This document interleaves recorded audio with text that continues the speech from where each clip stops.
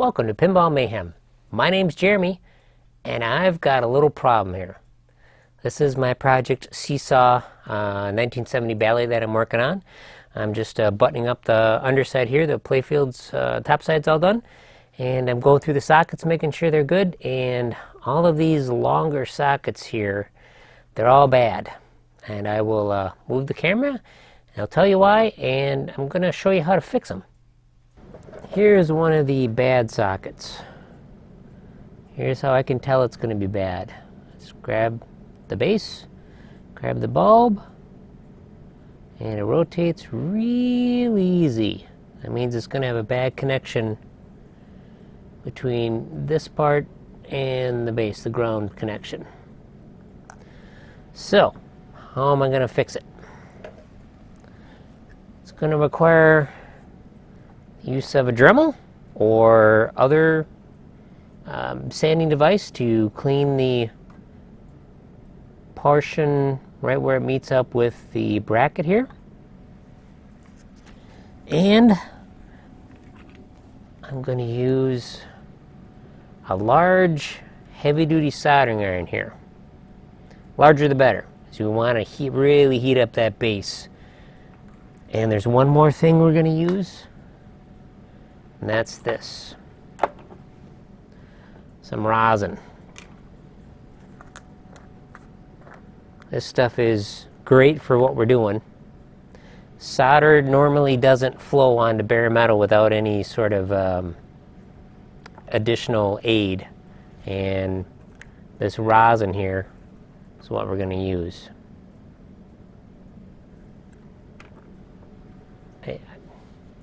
Of course, you could always replace the socket. There's nothing wrong with doing that. And if time was worth more to you than the price of all these sockets, then, you know, by all means, certainly replace the socket, because this does take a little longer to do.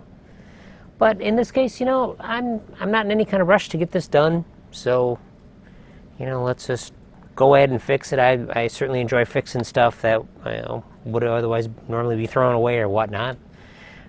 Just like this pinball machine. This pinball machine's had a hard life. It's a re-import.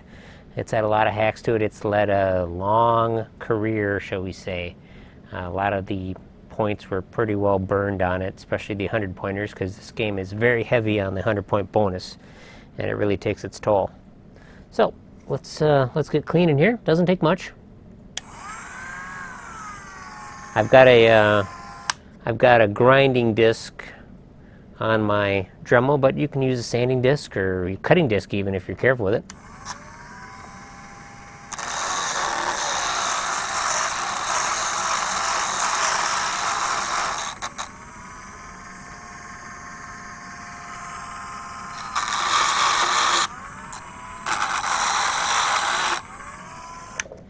Okay, so I'm just cleaning the metal where it meets the base.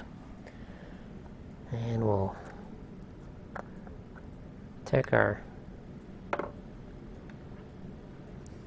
flux here, and we'll just apply a liberal amount where the base, where the socket base meets the ground tab here.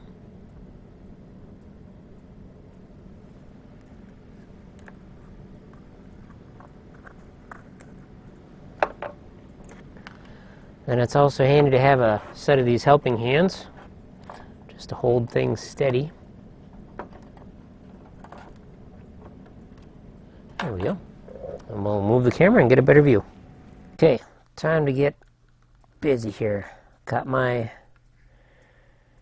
6040 solder here. Custer brand, which is a good quality brand. And what we're going to do is we'll just heat up this joint here. Don't have to worry about putting too much heat on this with the soldering iron.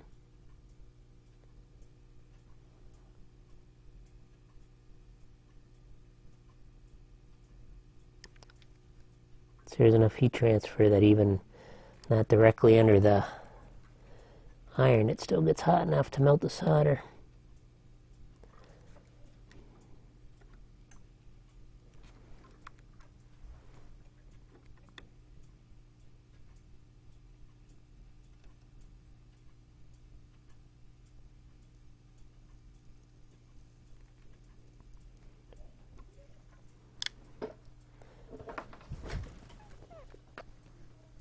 Okay, we'll just give it a quick test here.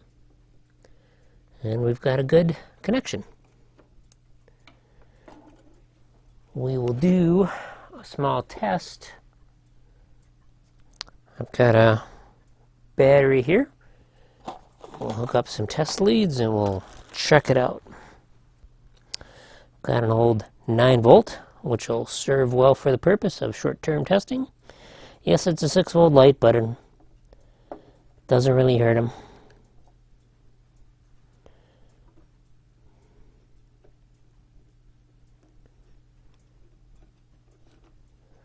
Let's give it a good jiggle here.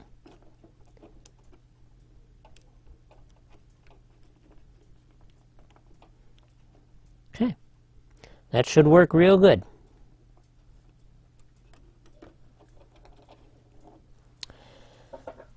Now the other thing with these